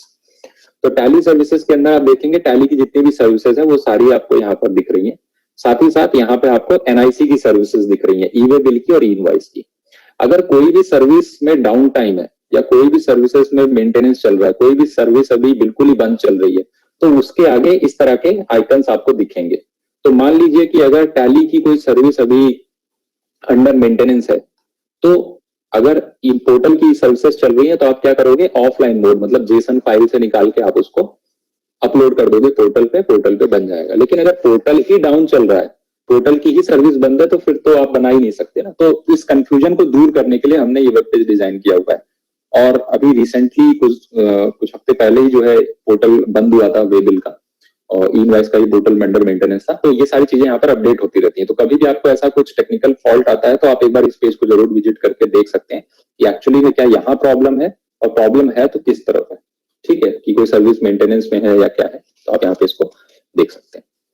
So we have insured कि हम आपको एक ऐसा सोल्यूशन दे सकें ई इनवॉइसिंग से रिलेटेड जिसके लिए आपको पोर्टल पे जाने की जरूरत ना पड़े, ठीक है। मोस्ट ऑफ दी चीजें एंड ऑलमोस्ट ऑल सभी चीजें हमने इसमें कवर करने की कोशिश की, चाहे वो क्रिएशन हो, चाहे कैंसिलेशन हो, चाहे वो आयरन अपडेट हो, चाहे QR अपडेट हो, सारी चीजें हमने इसके अंदर आपको दी रखी, ठीक है। Now we move to our second and last topic which is audit trail. So एक नोटिफिकेशन थी पिछले फाइनेंशियल ईयर में कि जो भी कंपनियां MCA के अंडर आती हैं, MCA के अंडर कंपनियां जो आती हैं जनरली आपकी private limited, NBFC, section 8 companies, NGO, societies, company जो स्टेट गवर्नमेंट ओन करती है, कंपनी जो गवर्नमेंट ऑफ इंडिया ओन करती है, इस तरह की जो भी कंपनियां हैं ये सारी MCA के अंडर आती हैं। और इन सभी कंपनीज को जो ओरिजिनल नोटिफिकेशन था वो था 1 अप्रैल 2021 का, कि 1 अप्रैल 2021 से इन सभी कंपनियों को एक ऐसा सॉफ्टवेयर यूज करना पड़ेगा जिसके अंदर ऑडिट ट्रेल की व्यवस्था हो। ऑडिट ट्रेल को बहुत ज्यादा डिफाइन नहीं किया गया उसमें, लेकिन हाँ एक चीज जरूर लिखी गई कि जितने भी एडिट्स हो रहे हैं आपके रिकॉर्ड्स में उन सबका एक लॉग मेंटेन होना चाहिए अलॉन्ग विद डेट, कि किस डेट में यह मॉडिफिकेशन किया गया था। और साथ ही साथ इसमें 2 चीजें और ऐड की गई, वो ये था कि ये इंश्योर करना चाहिए कि ये through out the year use हो रहा हो, यानी कि बीच में इसको ड्रॉप कर दिया और फिर ऑडिट ट्रेल वाला सॉफ्टवेयर यूज करने लग गए, ऐसा नहीं होना चाहिए। चौथा, ये इंश्योर करने के लिए कहा गया कि ये जो पर्टिकुलर फीचर है ऑडिट ट्रेल का, ये बिल्कुल भी टेम्पर नहीं होना चाहिए।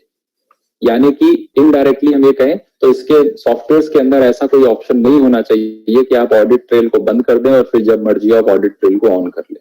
तो फिलहाल ये इंप्लीमेंट होना था 1 अप्रैल 2021 से, लेकिन बाद में समय काफी कम था और इस वजह से इसको डिफर कर दिया गया 1 साल के लिए, और अब ये 1 अप्रैल 2022 यानी कि जो नेक्स्ट फाइनेंशियल ईयर स्टार्ट होने वाला है वहां से इसको एप्लीकेबल होना है।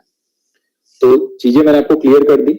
मैं फिर से बता देता हूँ कि 4 चीजें हैं जो नोटिफिकेशन में कही गई है। सबसे पहला, जो भी कंपनियां एमसीए के अंडर आ रही हैं उनको एक ऐसा सॉफ्टवेयर यूज करना है अपने अकाउंटिंग रिकॉर्ड्स को मेंटेन करने के लिए जिसके अंदर ऑडिट ट्रेल यानी एडिट लॉग की व्यवस्था हो।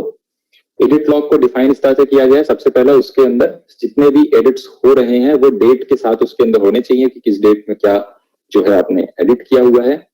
दूसरा, थ्रू आउट द ईयर ये यूज होना चाहिए, मतलब पूरे फाइनेंशियल ईयर में यूज होना चाहिए। और चौथा, कि ये जो है टेम्पर नहीं होना चाहिए। तो हमारा जो सोल्यूशन है वो इन 4 चीजों को ध्यान में रख के जो है डिजाइन किया गया है। तो बिफोर मूविंग अहेड, ये वो नोटिफिकेशन है जो मैं भी बात कर रहा था। तो डायरेक्ट प्रोडक्ट पे आने से पहले मैं आपको एक डिफरेंस बता देता हूँ कि अब फिलहाल तो हमारा प्रोडक्ट जो 2.1 है वो ऑलरेडी मार्केट में है, लॉन्च हो चुका है। तो उसमें आपको जनरली 2 टैली प्राइम अब देखने को मिलेंगे मार्केट में, जिसमें पहला है टैली प्राइम एडिट लॉग और दूसरा है टैली प्राइम।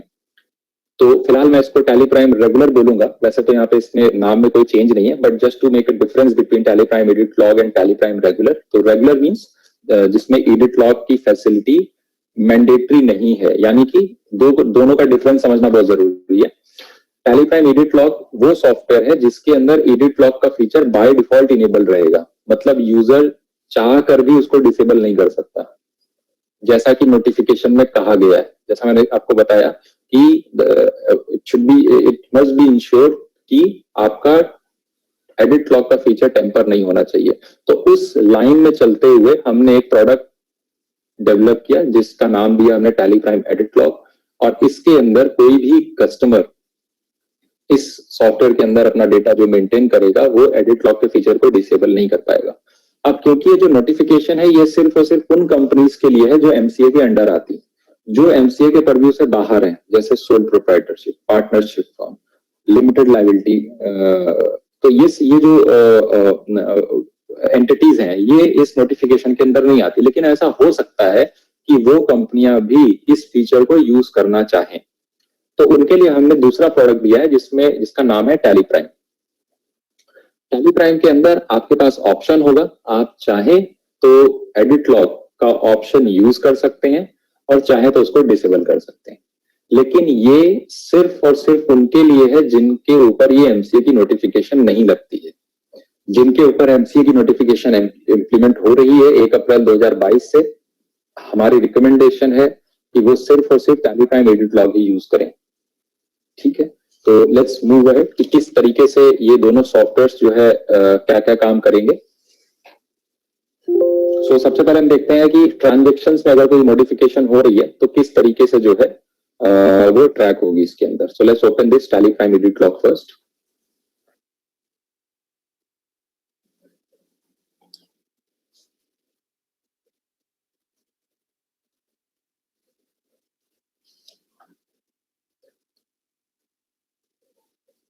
ठीक है, तो मैं ये फर्स्ट कंपनी ओपन कर लेता हूँ। ये एक डेमो डेटा है, ऑलरेडी क्रिएट किया हुआ है, इसमें हमने कुछ सिनेरियोस क्रिएट किए हुए हैं। तो लेट्स से आज मान लेते हैं 1 अप्रैल 2022 है और आपने जो है ये कंपनी अपनी जो है इसमें ओपन करी है, नई कंपनी क्रिएट की है। अभी हम माइग्रेशन का पोर्शन भी देखेंगे, वो एक अलग बात है। तो हम चलते हैं इसमें ट्रांजेक्शन पोस्ट कर लेते हैं। तो लेट्स से मैं एक सेल्स ट्रांजेक्शन इसमें पोस्ट कर रहा हूँ।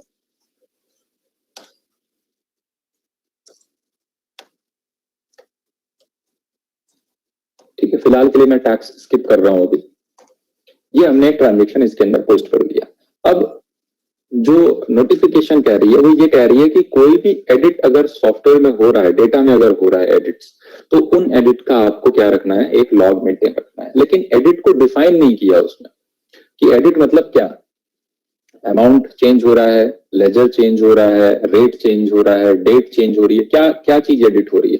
तो एडिट की डेफिनेशन अगर हम रिक्रिएट करें बिना किसी गाइडलाइन के, तो कंक्लूजन ये निकलता है कि भाई अगर हम फाइनेंशियल रिकॉर्ड्स में कुछ नया बना रहे हैं तो भी एडिट हो रहा है, क्योंकि मेरी बुक्स ऑफ अकाउंट जो फाइनेंशियल रिपोर्ट्स होंगी उसमें चेंज आ जाएगा।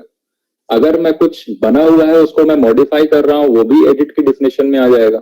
और अगर कुछ बना हुआ था पहले से और मैंने उसको डिलीट कर दिया तो भी वो एडिट में आ जाएगा, क्योंकि ये तीनों ही एक्टिविटी, क्रिएशन, अल्ट्रेशन और डिलीशन, ये तीनों ही एक्टिविटी मेरे फाइनेंशियल रिकॉर्ड में कुछ ना कुछ एडिट शो करती है, कुछ ना कुछ फ्लक्चुएशन आता है, प्लस होता है, माइनस होता है, चाहे एडिट हो, चाहे अल्टर हो, चाहे डिलीशन हो। तो इसलिए हमारा जो स्कोप है, हमारा जो सोल्यूशन हमने बनाया है ऑडिट ट्रेल का, उसके अंदर हमने इन तीनों एक्टिविटी को कवर किया हुआ। गोइंग फॉरवर्ड अगर इसकी कोई क्लियर गाइडलाइन आ जाती है कि नहीं हमें सिर्फ इतनी ही चीजों को ट्रैक करना है जो कि अभी अवेलेबल नहीं है, then definitely we will revamp our product accordingly. ठीक है, सो अभी हमने क्या किया, ये एक वाउचर रिकॉर्ड किया था, अब ये वाउचर हमारे एडिट लॉग के परव्यू में आता है, तो इसका हमें एडिट लॉग देखना है। तो देखने के लिए हम क्या करेंगे, रिलेटेड रिपोर्ट्स में जाएंगे, under related report you can see there is option called edit log, जिसकी शॉर्टकट की है ऑल्ट क्यू। तो आप चाहें तो वाउचर से ही, डायरेक्ट इस वाउचर से ही ऑल्ट क्यू प्रेस कर सकते हैं और आपको ये एडिट लॉग की रिपोर्ट यहाँ पर मिल जाएगी, जो कि आपको शो कर रहा है कि मिस्टर हरी, मतलब हरी जो यूजर नेम था बेसिकली, उसने वाउचर क्रिएट किया है and that is the first version of this voucher. और ये कब हुआ है, कितने बजे हुआ है, वो आपको यहाँ पर डिटेल देखने को मिल रही है। Let's see if I do modification, तो यहाँ पर हमने क्या किया, इसको मॉडिफाई करके 15 कर दिया, 10 से 15 कर दिया, and now we saved it. अब हम दोबारा इस वाउचर को जाते हैं, 5 नंबर वाउचर को हमने ओपन किया और फिर से हमने ऑल्ट क्यू प्रेस किया, तो आप देखेंगे अब इसका वर्जन नंबर 2 आ गया यहाँ पे, और उसके आगे लिखा है अल्टर्ड। हरी ने अल्टर किया, कब किया, कितने बजे किया, वो आपको डिटेल दिख रही है। इतना ही नहीं, आप अगर ये देखना चाहते हैं कि क्या अल्टर हुआ, यानी कि डिफरेंस क्या है, वर्जन 1 और वर्जन 2 में क्या डिफरेंस है, तो आप इस पे एंटर कीजिए वर्जन 2 पे, और आपको वर्जन 1 और वर्जन 2 की कंपैरिजन यहीं पर मिल जाएगी। यानी कि वर्जन 1 में क्या था, टोटल अमाउंट 150 था, एक्चुअल क्वांटिटी 10 थी, 15 रुपए पर एप्पल के हिसाब से। यहाँ पे 225 हो गई, क्यों, क्योंकि क्वांटिटी बढ़ गई और रेट वही है 15 रुपए पर एप्पल के हिसाब से। तो इस तरीके से जो भी चेंज आपने किया है वो सारी चीजें यहाँ पर शो कर रहा है। इतना ही नहीं, आप कहेंगे हमने तो सिर्फ एक क्वांटिटी चेंज की थी, यहाँ तो बहुत सारी चीजें चेंज दिखा रहा है, क्योंकि जो रेड में दिख रही है वो सारी चीजें चेंज है, वो सारी चीजें मॉडिफाइड है। तो एक वैल्यू आपने चेंज की, लेकिन उसको इम्पैक्ट में लाने के लिए बैकएंड पे बहुत सारी चीजें चेंज होती है, जैसे कि आज का बैच एलोकेशन चेंज हो गया, देन सेल्स की फिगर भी चेंज हो गई। पहले सेल्स की फिगर 150 रुपए से क्रेडिट हो रही थी, अभी यहाँ पे 225 रुपए से क्रेडिट हो रही है। फिर इसके बाद पार्टी का लेजर, पहले पार्टी का लेजर 150 रुपए से क्रेडिट हो रहा था, अभी वो क्या है 225 से क्रेडिट हो रहा है। तो आपने तो सिर्फ कहने को सिर्फ एक क्वांटिटी चेंज किया, लेकिन उस क्वांटिटी का इम्पैक्ट कई जगह पे गया। वो सारी चीजें आपको यहाँ पर जो है वो लिस्ट आउट हो जाएंगी। ठीक है, तो इस तरीके से आप इनकी वर्जन देख सकते हैं। अगर हम दोबारा फिर कुछ चेंज करते हैं, तो लेट्स से मैं यहाँ पर आके और यहाँ पे मैं एंटर कर देता हूँ 9000 और इसको मैं सेव कर देता हूँ। Now if I go and check this, third version is ready. ठीक है, अब क्वेश्चन आता है कि ये कितने वर्जन रखेगा। तो नोटिफिकेशन में ऐसा कुछ भी लिमिट मेंशन नहीं है कि हमें कितने वर्जन ट्रैक करने हैं, तो इसलिए हमने प्रोडक्ट में भी ऐसी कोई लिमिटेशन नहीं लगाई है। आप जितनी बार भी अल्टर करेंगे उतने यहाँ पे लॉग क्रिएट होते चले जाएंगे। ठीक है, सो दैट्स ये है जो क्रिएशन और मॉडिफिकेशन हमने देखा। इसी तरीके से आप देखेंगे तो बहुत से ऐसे ट्रांजेक्शन हैं, जैसे हर ट्रांजेक्शन में कोई ना कोई मॉडिफिकेशन है, आपको दिख जाएगा यहाँ पे, क्रिएटेड है, रीसेव्ड, नो चेंजेस, अल्टर्ड क्या अल्टर हुआ है वो भी आप देख सकते हैं कि पहले प्रेम ने क्रिएट किया था, देन हरी ने इसको अल्टर किया। तो इस तरीके से क्या है कि जो भी पॉसिबल वेज है, जो भी एडिट की डिफिनेशन हो सकती है, वो हमने यहाँ पर कवर की हुई है। अब आगे देखते हैं, ये तो हो गया क्रिएशन और modification. Now we come to the cancellation and deletion. तो लेट्स से अगर हम टैली में कोई वाउचर कैंसिल करते हैं, तो लेट्स सी मैंने जो 5 नंबर का वाउचर बनाया था इसको ही ओपन कर लेते हैं हमने इसको ओपन किया और यहाँ से हमने वाउचर को कैंसिल कर दिया। तो ये वाउचर क्या हो गया, कैंसिल हो गया। तो वाउचर कैंसिल होने के बाद हमें यहाँ पे कोई भी फिगर नहीं दिखती, ये वाउचर बेसिकली क्या था। लेकिन क्योंकि कैंसिल करने के बाद मेरे फाइनेंशियल जो रिकॉर्ड्स है, मेरी जो बैलेंस शीट है, मेरा जो पीएनएल है, उसमें इम्पैक्ट पड़ गया। क्योंकि यहाँ पे जो अभी मैंने सेल्स की थी 9,000 रुपए की, वो 9,000 रुपीज माइनस हो गया, तो मेरा फाइनेंशियल माइनस में आ गया। तो अभी इसका रिकॉर्ड भी हम देख पाएंगे कैसे। आप कैंसिल वाउचर में जाएंगे और यहाँ पे अगेन ऑल्ट क्यू, जो मैंने बताया था रिलेटेड रिपोर्ट्स के अंदर ऑल्ट क्यू, तो आप यहाँ से ऑल्ट क्यू प्रेस करके देख सकते हैं कि पहले क्रिएट हुआ, then alter, again alter and finally it got cancelled.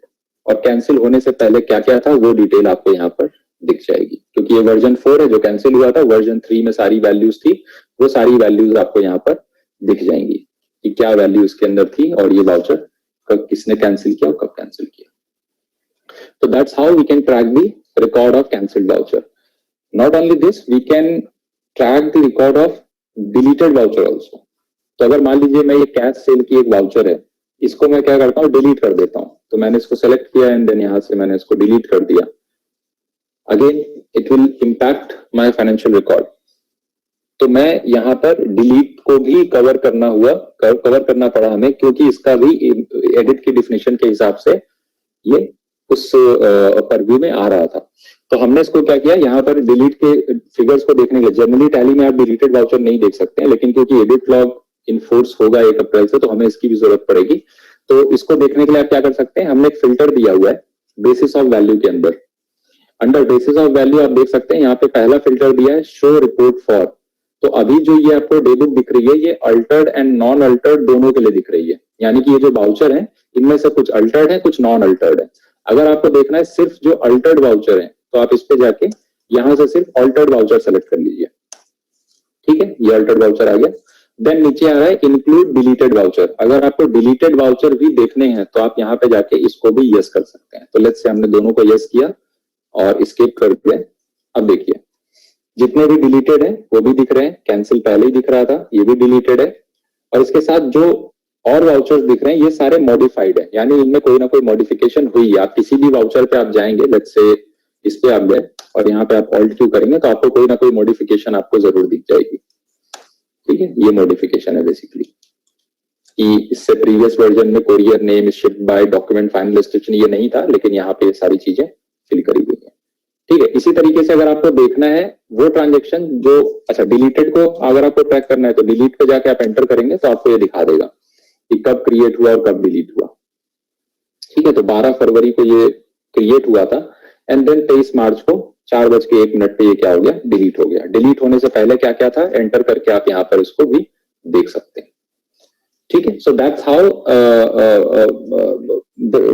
I have demonstrated the scope of our solution कि क्या स्कोप है बेसिकली। तो स्कोप में एडिट की डिफिनेशंस को हमने जो लिया है वो है क्रिएशन, मॉडिफिकेशन एंड डिलीशन। तो ये तीनों चीजें हम इसके अंदर कवर कर रहे हैं। इसके अलावा अगर डे बुक में आपको देखने वो ट्रांजेक्शन जो अल्टर नहीं हुए हैं तो आप इस पे जाके यहाँ से नॉन अल्टर्ड ले लीजिए। अब ये जो ट्रांजेक्शन है ये सिर्फ नॉन अल्टर्ड वाले हैं, यानी कि इसके अंदर आप जाएंगे ऑल्ट क्यू करेंगे तो आपको सिर्फ क्रिएटेड दिखेगा, इसके ऊपर कोई मॉडिफिकेशन नहीं हुई है। ठीक है, so that's how we are maintaining the log for transactions. इसी पैटर्न पे हम जो है मास्टर्स के लिए भी लॉग मेंटेन कर रहे हैं। जैसे कि आप मान लीजिए आप कोई मास्टर क्रिएट करते हैं, तो लेट्स से हमने यहाँ पे बनाया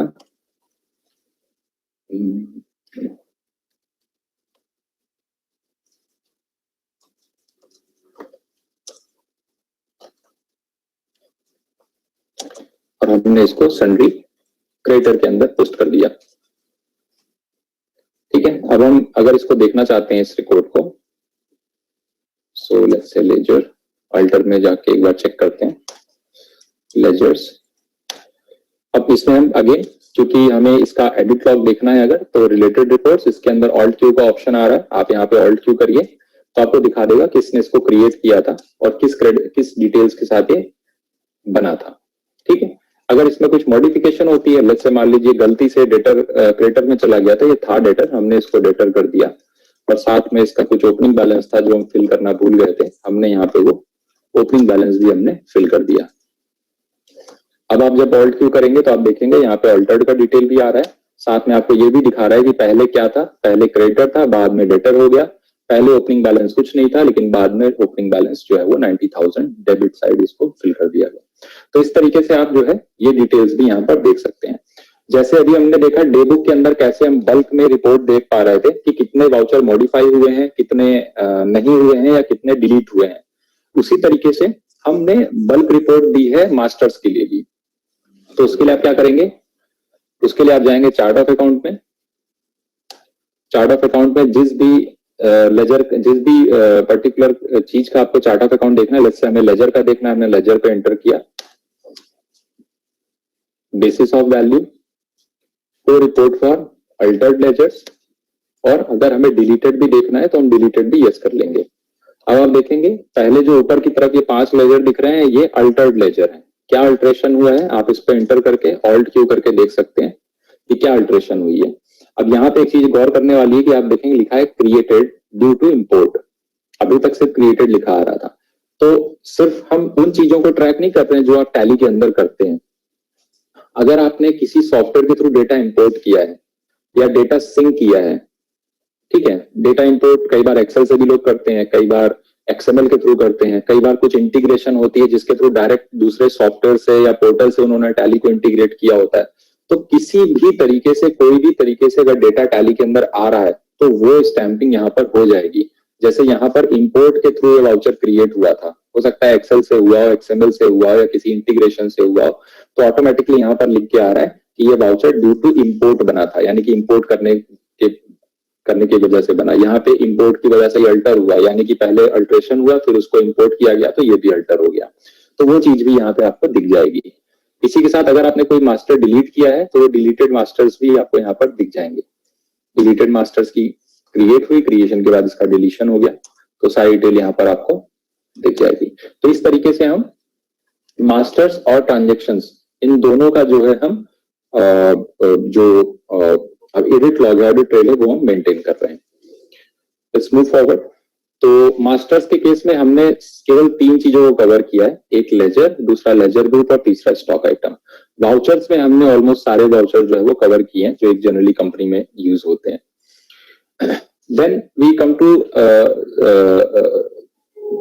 we'll see the insertion and deletion and its impact on voucher numbering। तो इसके लिए मैं आपको डेटा माइग्रेट करके दिखाता हूँ, इसको मैं बंद कर देता हूँ। तो लेट्स से हमारे पास एक कंपनी है गणेश एंड कंपनी। अब इसको आप अपने से रिलेट कीजिए कि मान लीजिए आप अभी जो सॉफ्टवेयर यूज कर रहे हैं टैली का वो डेफिनेटली 2.1 यूज नहीं कर रहे हैं मान लीजिए, और आप 2.0 या 2.0.1 में है, और जब आप 2.1 इंस्टॉल करेंगे और उसके अंदर आप वो डेटा लेकर आएंगे तो क्या होगा, आपको पहले माइग्रेशन करना पड़ेगा। जैसे यहाँ पे आपको माइग्रेशन दिख रहा है उसी तरीके से आपको भी माइग्रेशन परफॉर्म करना पड़ेगा, ठीक है। तो एक सिंपल सा माइग्रेशन है, आप इस पे एंटर कीजिए, आपको यूजर आईडी पासवर्ड डालना है।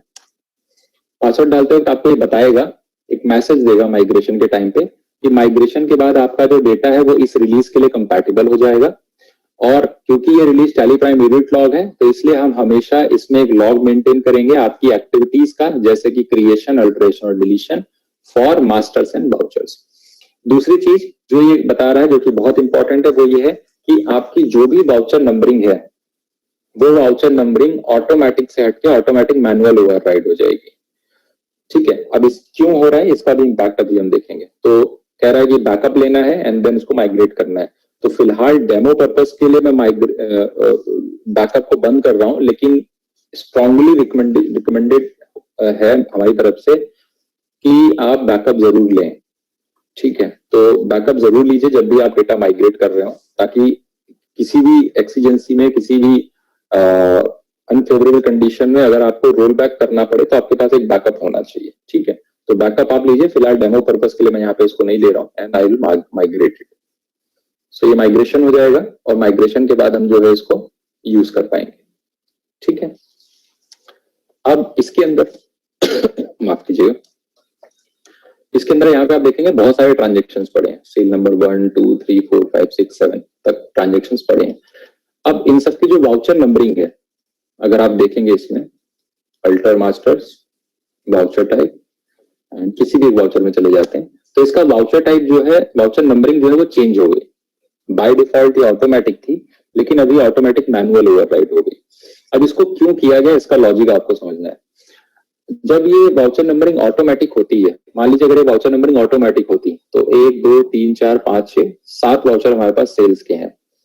हो सकता है हम बीच में कोई एक वाउचर मिस कर गए हो और हमने यहाँ पर एक वाउचर ऐड कर दिया, 5 से पहले एक नया वाउचर ऐड कर दिया। तो जैसे ही हम वाउचर को ऐड करेंगे क्या होगा, अगर ये ऑटोमेटिक वाउचर नंबरिंग होगी तो यहाँ पे 5 वाला जो वाउचर है वो 6 हो जाएगा, 6 वाला 7 हो जाएगा, 7 वाला 8 हो जाएगा, यानी कि सारे वाउचर 5 के बाद वाले 4 के बाद वाले +1 हो जाएंगे। अब इसका अपोजिट देखते हैं, अगर कोई वाउचर हमने डिलीट कर दिया, मान लीजिए हमने पहले नंबर का वाउचर डिलीट कर दिया, मान लीजिए वो हमें लगा कि गलत बन गया, हमने डिलीट कर दिया उसको, तो डिलीट करते ही क्या होंगे, सारे वाउचर वाउचर नंबर 1 के बाद जितने वाउचर है वो सारे -1 हो जाएंगे। अगर ये कब होगा, जब आपका वाउचर नंबरिंग ऑटोमेटिक होगा। और जैसे ही ऐसा होगा, हर वाउचर का एक लॉग क्रिएट हो जाएगा कि ये रीनंबर हुआ है। ठीक है, let me show you this कि किस तरीके से ये होगा। तो फिलहाल मैं क्या कर रहा हूँ, इसको alter master voucher type sales, और यहाँ पे सेल्स के अंदर मैंने इसको ऑटोमेटिक कर दिया। ऑटोमेटिक करते हुए कह रहा है कि changing the voucher numbering method में lead to renumbering the existing voucher. ऐसा हो सकता है कि आपके एग्जिस्टिंग वाउचर रीनंबर हो जाए, और ऐसे केस में अगर कोई लॉग ऐसा होता है, अगर रीनंबर होता है तो इसका भी एक लॉग जो है वो क्रिएट हो जाएगा। तो इसको यस कर दीजिए और फिलहाल मैं इसको सेव कर देता हूँ। अब चलते हैं, सेल्स का एक वाउचर हम पोस्ट करते हैं। यहाँ पे सेल नंबर 1 को सेलेक्ट किया और यहीं पे हमने इंसर्ट वाउचर जो है वो कर दिया। अब ये कह रहा है कि ये एक्टिविटी लीड कर सकती है रीनंबरिंग ऑफ सब्सिक्वेंट वाउचर, क्योंकि ऑटोमेटिक वाउचर नंबरिंग है और जैसे ही आप एक नंबर पे कोई नया वाउचर डालेंगे तो एक के बाद वाले सारे वाउचर +1 हो जाएंगे। ठीक है, हम फिर भी इसको कंटिन्यू कर देते हैं, और कंटिन्यू करने के बाद हमने यहाँ पे एक वाउचर पोस्ट कर दिया, मान लीजिए सेल्स स्टॉक आइटम, एंड इसको हमने यहाँ पे सेव कर दिया। फिलहाल मैं टैक्स वगैरह स्किप कर रहा हूँ। तो ये देखिए यहाँ पे वार्निंग दे रहा है कि ये जो आप सेव कर रहे हैं इसकी वजह से आपका रीनंबरिंग होगा, और आप इसको सेव करिए। ठीक है, सेव हो गया। अब सेव करने के बाद जो पहले एक नंबर था वो 2 नंबर पे आ गया, और एक नंबर पे ये कैश का वाउचर आ गया। ठीक है, अब हम देखते हैं कि इससे इम्पैक्ट क्या पड़ा। तो एक का जो एडिट लॉग होगा वो तो आपको क्रिएटेड दिखाएगा कि 23 तारीख को 4:12 पे हमने इसको क्रिएट किया, लेकिन जो सेकंड नंबर का वाउचर है इसका एडिट लॉग क्या कहेगा, इसका एडिट लॉग कहेगा कि यहाँ पे जब वाउचर नंबरिंग चेंज की थी तब कोई फर्क नहीं आया, रीसेव हो गया, कोई फर्क नहीं आया, लेकिन जब हमने एक नया वाउचर बनाया तो वो रीनंबर हो गया, और रीनंबर होके क्या हो गया, पहले ये 1 था अब ये 2 नंबर हो गया। अब इसका इम्पैक्ट क्या पड़ेगा, एडिशनल इम्पैक्ट क्या होगा, कोई भी आपकी रिकॉर्ड्स देखेगा, मान लीजिए मैंने डे बुक खोली और इसके अंदर बेसिस ऑफ वैल्यू में गया और यहां से मैंने ले लिया अल्टर्ड वाउचर और डिलीटेड अभी फिलहाल बंद कर देते हैं। अब क्या होगा, देखिए सारे सेल्स वाउचर अल्टर्ड दिखा रहे हैं सिवाय एक को छोड़ के जो पहला वाला था। क्यों नहीं दिखा रहे, क्योंकि पहले वाला तो सिर्फ क्रिएट हुआ था, लेकिन उसके क्रिएशन की वजह से बाकी सारे अल्टर हो गए। और क्या अल्टर हुए, सब में आप जाके देखेंगे तो आपको सिर्फ दिखाएगा रीनंबरिंग, कि रीनंबरिंग हो गई है सभी के अंदर।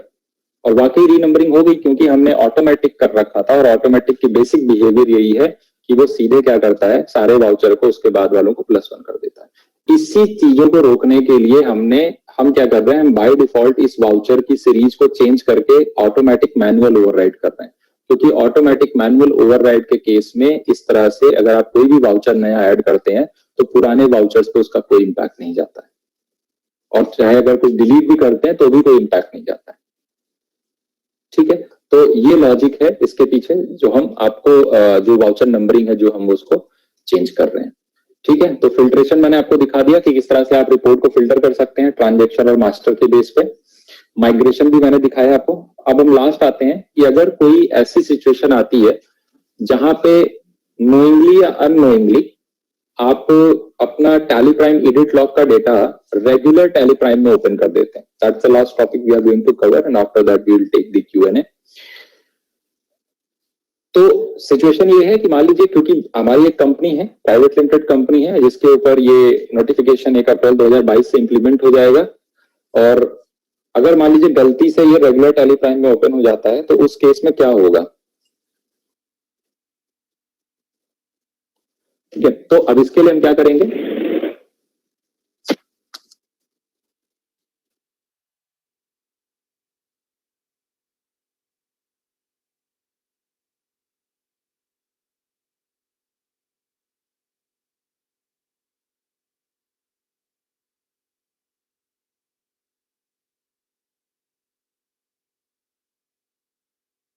सॉरी। सो लेट्स से ये डेटा है हमारे पास गणेश एंड कंपनी का, ये अभी टैली प्राइम एडिट लॉग में ओपन है, ठीक है। तो फिलहाल मैं इसको यहाँ से बंद कर देता हूँ और हम ओपन करते हैं रेगुलर टैली प्राइम।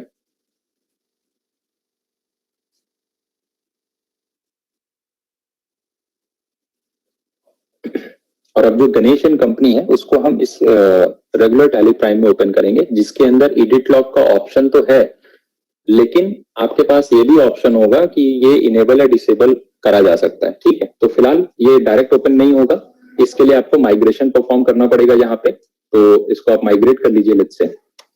सो इसको हमने यहाँ पे माइग्रेट कर लिया और फिलहाल के लिए मैं बैकअप बंद कर रहा हूँ, but backup is always advisable.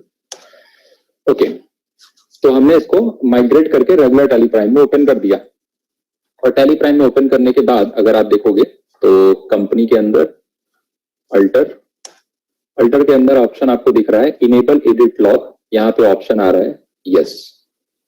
तो अब एक चीज ध्यान रखिएगा कि टैली ये आइडेंटिफाई कर रहा है यहाँ पे कि आपका जो डेटा है वो पहले आपका टैली प्राइम एडिट लॉग में ओपन हुआ था, और जब आप उसको रेगुलर टैली प्राइम में ओपन कर रहे हो तो टैली प्राइम जो रेगुलर है वो आइडेंटिफाई कर रहा है कि ये टैली प्राइम एडिट लॉग में ओपन था, और इसलिए बाय डिफॉल्ट यहाँ पे एडिट लॉग इनेबल्ड है। बाय डिफॉल्ट यहाँ पे एडिट लॉग क्या है, वो इनेबल्ड है। अगर आपको ऐसा लगता है कि आपको एडिट लॉग नहीं यूज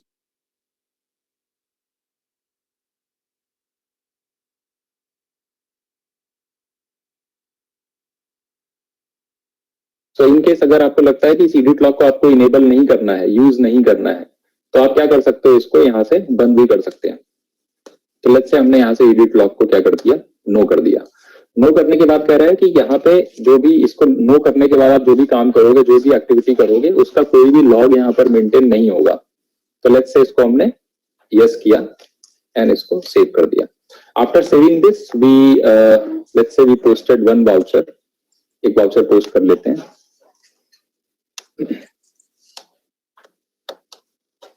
तो ये एक वाउचर हमने यहाँ पे पोस्ट कर दिया, ठीक है।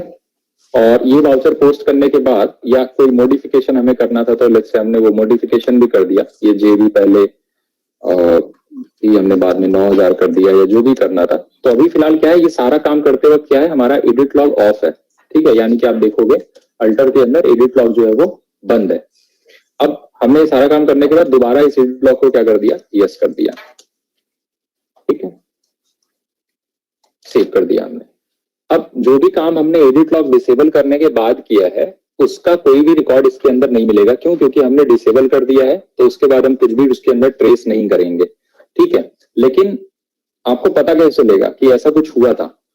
क्योंकि हो सकता है कि ये इंटेंशनली हुआ हो या अनइंटेंशनली हुआ हो, सॉफ्टवेयर को इस बारे में पता नहीं होगा। आप जो काम कर रहे हैं उसके लिए एक ही चीज है कि वो काम हो रहा है, उसको इंटेंशनली किया गया बिना किसी इंटेंशन के किया गया, उसको उससे कोई पता नहीं है।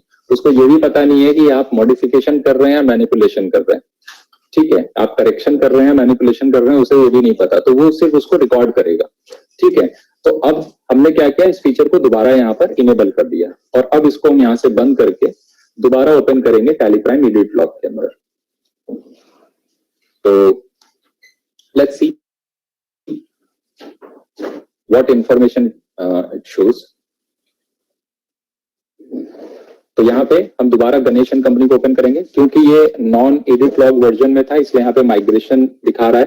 देखिए माइग्रेशन को दिखाने का भी एक इंटेंशन है। इंटेंशन क्या है कि मान लीजिए कल को कोई गलती से इसको किसी रिलीज में ओपन कर देता है, जैसे मान लीजिए कोई एडिट लॉग की रिलीज यूज होनी चाहिए लेकिन उसको गलती से नॉन एडिट लॉग में यूज कर रहा है, तो उसलिए यहाँ पे माइग्रेशन एक बार दिखाता है, जिससे दिमाग में ट्रिक करे कि हाँ ये जो है गलत रिलीज हो सकती है। तो आप एक बार चेक कर लो कि भाई ये एडिट लॉग में खुल रहा है, नॉन एडिट लॉग में खुल रहा है। दैट्स व्हाई हमने इसको डायरेक्ट एक्सेस नहीं दिया है, इसमें माइग्रेशन का एक जो है स्टेप ऐड किया हुआ है। So let's open it here. तो इसको हम यहाँ पे माइग्रेट कर देते हैं, बैकअप को क्लोज कर दिया यहाँ से। अब क्या होगा, यहाँ पे मान लीजिए हम जाके इसको दोबारा देखते हैं यहाँ से एडिट लॉग ऑप्शन को। तो इस एडिट लॉग में आप देखेंगे तो सारा ट्रैक यहाँ पे मेंटेन्ड है। जैसे आज की तारीख में 23 तारीख को 4:09 पे मैंने इसको डेटा को माइग्रेट किया था सबसे पहले। देन 4:16 पे मैंने इस डेटा को ओपन किया रेगुलर टैली प्राइम में। यहाँ पे क्या लिखा है, company data moved from tally prime edit log, यानी कि एडिट लॉग से मूव कर गया। तो मूव किसमें किया, रेगुलर टैली प्राइम में मूव कर दिया। देन 1 मिनट के बाद मैंने एडिट लॉग को डिसेबल कर दिया था, फिर 1 मिनट के बाद मैंने इसको इनेबल कर दिया, एंड देन 2 मिनट के बाद मैं फिर से उसको टैली प्राइम एडिट लॉग में ले आया। तो ये पूरा लॉग इसके अंदर आपको दिख जाएगा, और यहाँ पे आप देख सकते हैं कि ये 1 मिनट की जो एक्टिविटी है ये क्वेश्चनेबल हो सकती है कि भाई क्यों डिसेबल हुआ और क्यों इनेबल हुआ, किस यूजर ने इसको इनेबल डिसेबल किया, वो भी आप यहाँ पर देख सकते हैं। ठीक है, सबसे अच्छी बात यह है कि अगर आप यूजर का नाम चेंज भी कर देंगे तो भी ये लॉग चेंज नहीं होंगे। ठीक है, तो आपके पास हमेशा ये रिकॉर्ड रहेगा कि ये किसने किया था। तो अगर किसी के पास मान लीजिए एक्सेस है और वो अपना यूजर नेम चेंज करके लॉग मेंटेन कर रहा है, कुछ कर रहा है, तो वो उसी लॉग से यहाँ पे दिखेगा जिस लॉग से किया गया था, चाहे वो यूजर नेम बाद में चेंज कर दिया जाए, चाहे कितनी बार भी चेंज कर दिया जाए। ठीक है, so by this way we are handling a situation of using a data to tally prime edit log and tally prime। तो इस तरह की सिचुएशंस के लिए भी हमने जो है इस तरह के सिनेरियोस को इसके अंदर कवर किया हुआ है। So that's it from my side, and to get the update of release 2.1 आपको इंश्योर करना होगा कि आपका जो टैली का लाइसेंस है, सीरियल है, वो एनुअल सब्सक्रिप्शन जो है वो एक्टिव हो। अगर वो एक्टिव है तो आप फ्री ऑफ कॉस्ट इसको अपडेट कर सकते हैं। Just to short recap, we covered 2 topics. First one was e invoice, जिसके अंदर हमने देखा कि कैसे single invoice, bulk invoice, e invoice के साथ e way bill, e invoice cancellation या किसी और सॉफ्टवेयर से हमने बनाया है तो किस तरह से हम IRN को अपडेट कर सकते हैं विद इन द प्रोडक्ट, हमें पोर्टल पे जाने की जरूरत नहीं पड़ेगी। और ऑफलाइन अगर बनाना पड़ता है तो ऑफलाइन हम कैसे जेसन क्रिएट कर सकते हैं। In audit trail we saw कि किस तरीके से हम ट्रांजेक्शन के लॉग मेंटेन कर रहे हैं, किस तरीके से हम मास्टर्स के लॉग मेंटेन कर रहे हैं, किस तरीके से हम डेटा माइग्रेशन कर रहे हैं, ऑटोमेटिक टू ऑटोमेटिक